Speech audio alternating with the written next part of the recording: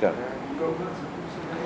Hi Ben, so tell us a bit more, who is ISMM? So the ISMM are an international body where we represent sales professionals across the globe.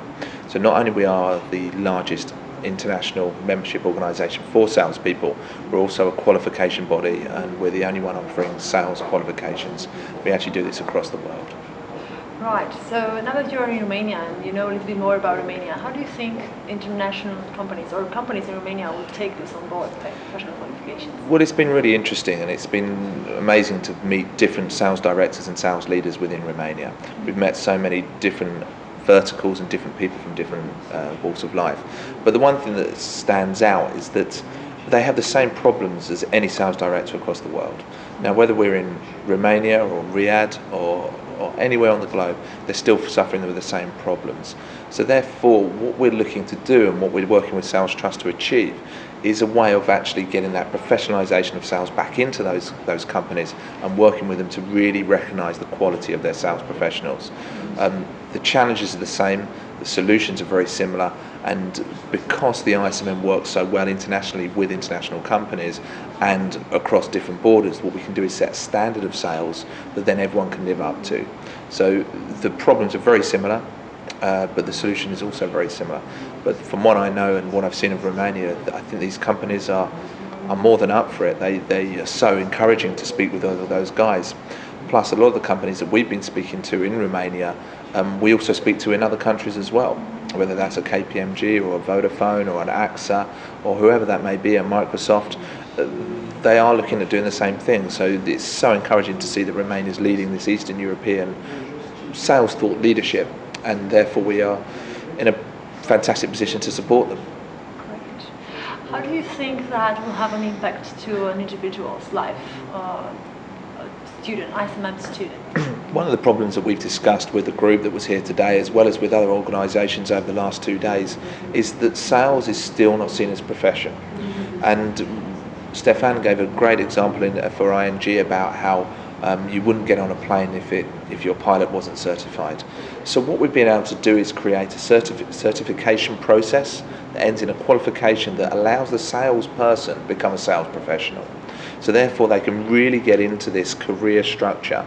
So for an individual embarking on a sales career now, as opposed to years gone by, they've got something to aim at. They've got a professionalisation, they've got a standard to keep to, and there's a respect that they'll have with that. So it's not only good for that individual, it's not only good for that company, it's not only good for the country, it's very good for the consumer as well. But the individual definitely wins, and it's all about the professionalisation of sales. Right. And your experience with the UK and the other countries, which is very interesting actually, how long do you think that will take for Romania to say that it's, not say perfect, but at least starting off? That's a difficult one to call, to be honest with you. The one thing is that it's who's going to lead this and who's going to be the leaders of this change. And what Romania has established itself as being able to do is actually raise to this standard and actually put its hand up and say, we're going to lead this change. We're going to be the ones that set the standard within, whether that's in Eastern Europe or Europe as a whole. The organisations here are primed to do that. How long it will take? Well, hopefully we're going to start making an impact with Salestrust within 6 months to 12 months. There's no reason why that can't happen. But yeah, we've got a big job to be done, and I think it's going to be quick, because I think the enthusiasm we certainly saw around the room today would suggest that these organisations within the country are very, very enthusiastic about what's happening here. Mm-hmm. How about the community? How do you think that will have an impact on someone's life, just the community, just the fact that, you know? I think it goes back to the professionalisation again, and there's no point in just holding the qualification and being standalone within your own business. I think you need to be part of this community, where they get a chance to interact. We spoke about this over the last 2 days and also tonight about how when cross verticals can communicate effectively and look at each other's problems, they can actually learn more and become better at what they do. Without the community, you won't have that. All you're really doing is staying isolated within your own comfort zone. So the community that Salestrust is setting up is so important. It reflects all the values that the ISMM have tried to do and tried to implement for over 100 years, and therefore it's integral. It's what makes the difference between just running out some qualifications and upskilling like a lot of training companies might be able to do without the qualification, but actually the community helps support that learning, and it helps to grow the community and grow the ambition that will actually exist within that. Right, I see.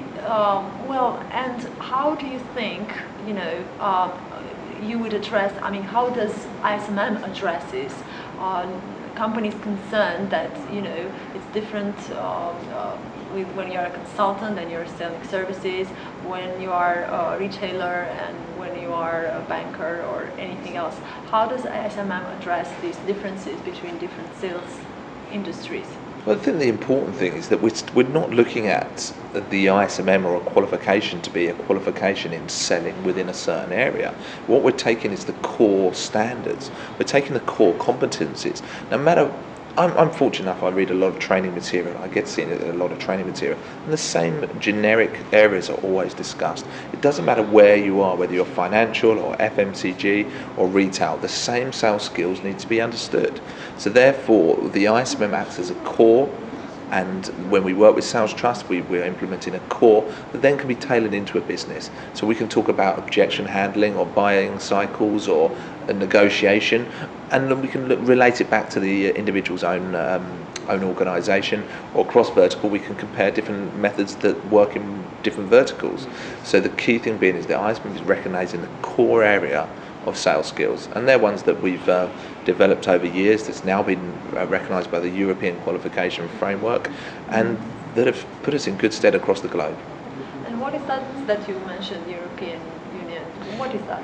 Yeah, absolutely. This has been some fantastic news that the QCF, the Qualification Credit Framework, that we base all our qualifications now being accepted as part of the EQF, the European Qualification Framework. What it essentially means is that the European standards are now also reflect the UK and the QCF standards that we've actually put together. We're really proud that what we've done is now being recognised as a European whole. It's been straightforward to go to India and Southeast Asia with a UK qualification and suggest that this is the best in class, but that doesn't work so well with countries that are a little bit more advanced, like in France or Germany or something along those lines. But by having this EQF standard that we're now as part of, it's creating a environment that shows that these qualifications that we produced are best in class and recognised across the whole of Europe. We've heard recently that you have a partnership with CIPS. Can you tell us more about that? Yeah, we're really excited about this.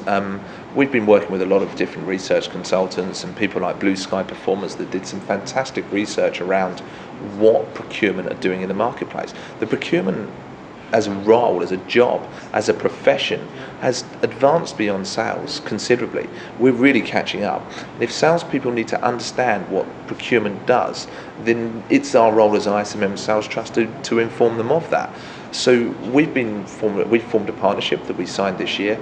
We're massively excited about it, that will recognise that the buyer and seller have a role together and to work as a collaborative unit rather than just fighting and being at loggerheads. So we're really excited about what's happening there. The sales profession is going to understand the procurement profession a lot more, and procurement is going to understand sales much more. This is, as I've quoted before, this isn't just good for sellers, it's not just good for buyers, it's good for business. Right. Can you tell us a little bit about the challenges you've had with ISMM? Just when you were talking to clients and talking to companies, do you have challenges? We do have challenges, but I'm really fortunate that what we have is an outstanding product, and what we have is outstanding standards. And whenever we've gone to any business and said, look, would these type of qualification add value to your business? And this is an integral part. They've always said yes. There's only been one example in many hundreds where someone said, no, I don't think this is going to add value to our business, and we're not interested in that. That's fine, we can shake hands and we can walk away. But every single time, the key proposition that will make this work and make this work in the long term is, will this add value to your sales team? Will you increase sales performance by taking on this sort of training with this sort of qualification? And the answer has been a resounding yes. So we do receive the odd challenge. These qualifications aren't easy. They're tough. You have to earn them. And for any sales organisation that wants a quick win, it's not there for us. But if organisations want to work hard, get genuine upskilling, genuine qualification, then the ISMM provides a fantastic platform. And companies that buy into that ethos, we have no challenges with. Wow, fantastic. Sounds amazing. So tell us a bit more about your members, if you can. I mean, just to have an idea of what is the profile of an ISMM member, a life, if you can just relate to a life that's, as a professional. Absolutely. ISMM.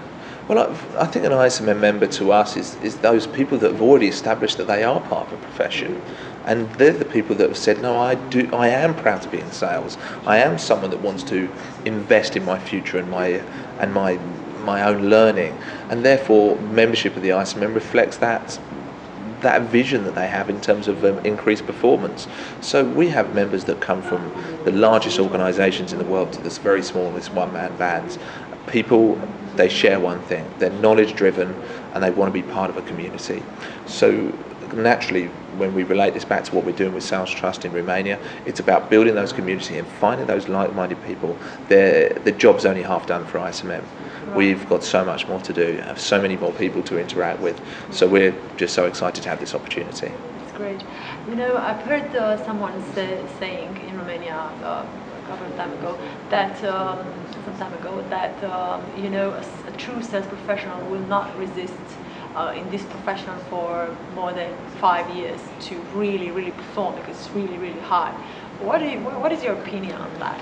I think it's an interesting stat, and we did some work and have seen a lot of research about underperforming sales teams. What was usually happening, certainly in the 90s, was the need, or in trying to think of the word of it, but there was a nature that what would happen is that the organisation would invest in more product training.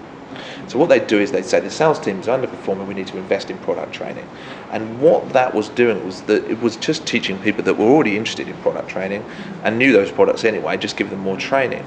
So relating it back to in terms of how companies now employ salespeople, they're not interested in those that know everything about their products. They're interested in those that can sell. We're about the ISMM, and we're talking about an individual that we can pick out of Romania Telecom and put into Vodafone or put into KPMG, because this guy can sell.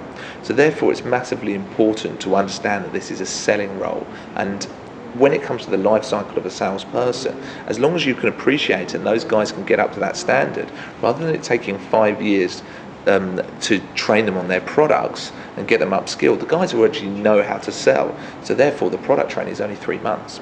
So therefore we hear it all the time in recruitment, the hit the ground running scenario that the employers are looking for is completely eradicated, because a guy that has learned sales skills over 3-5 years only needs product training and he can hit the ground running.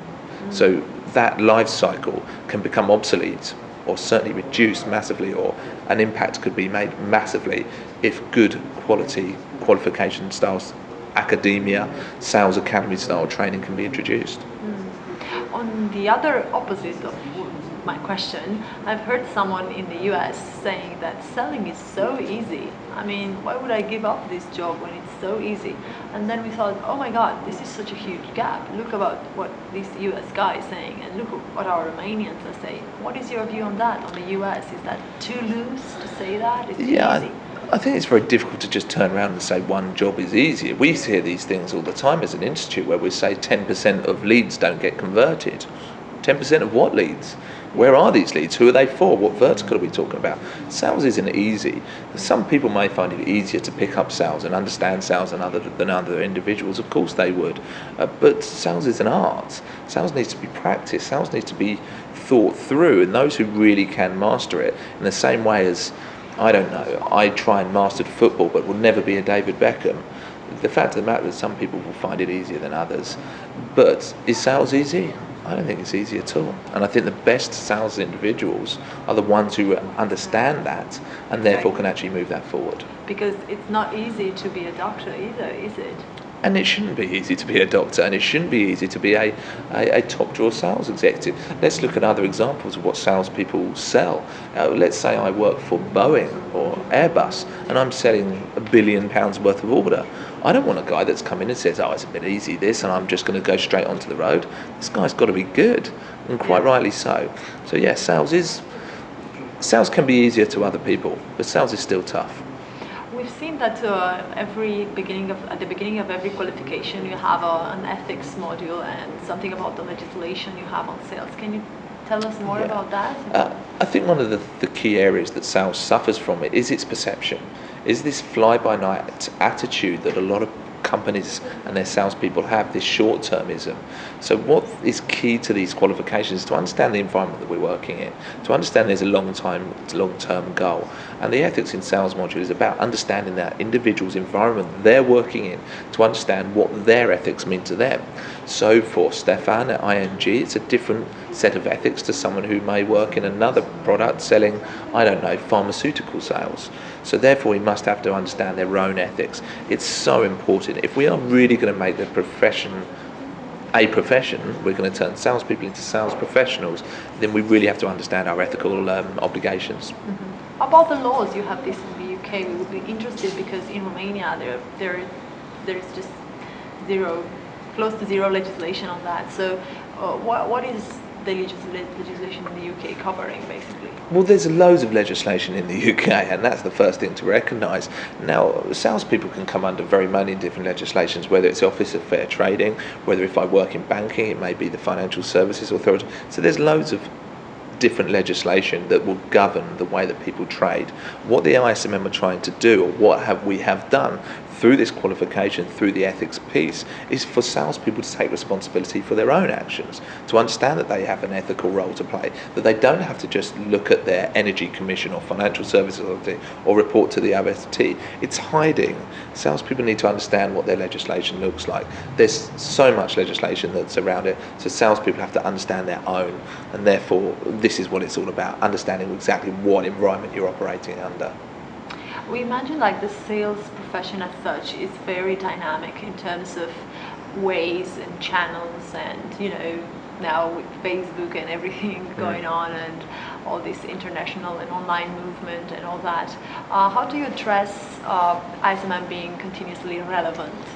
Yeah, I think that's a really good question, and what a profession it is we work in.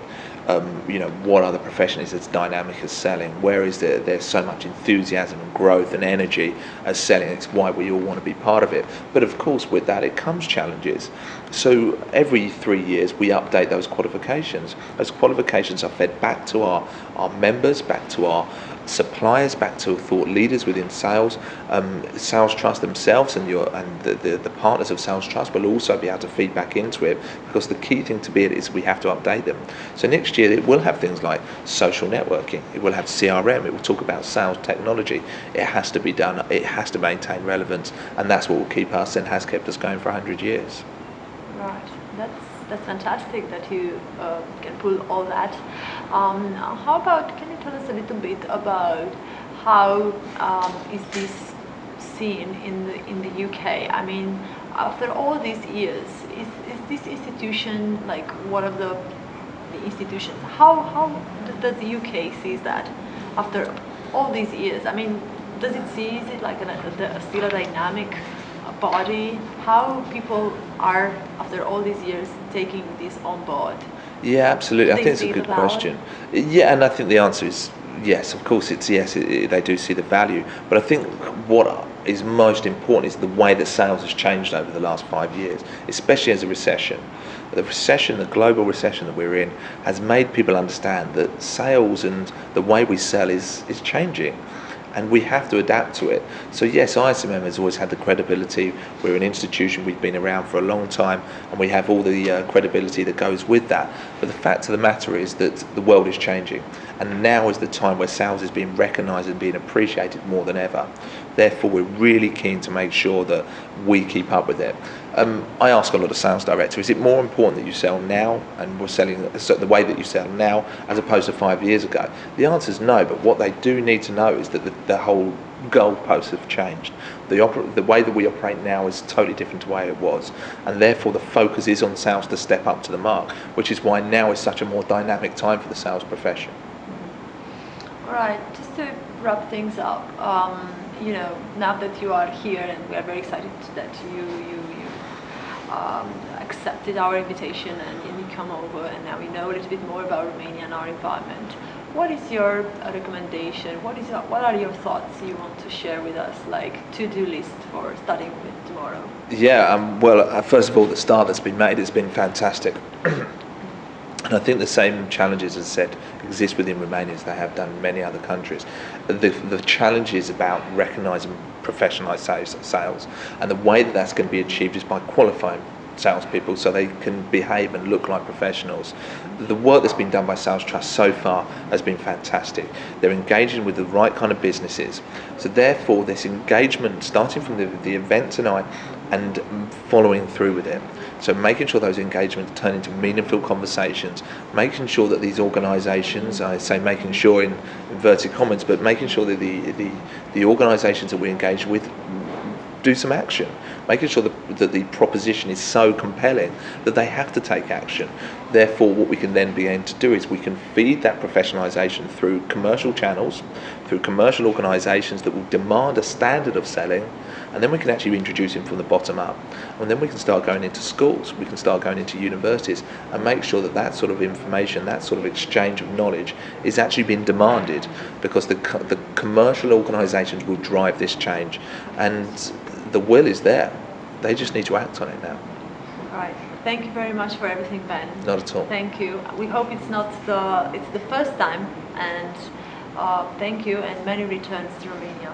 Thank you very much. Right. We hope this.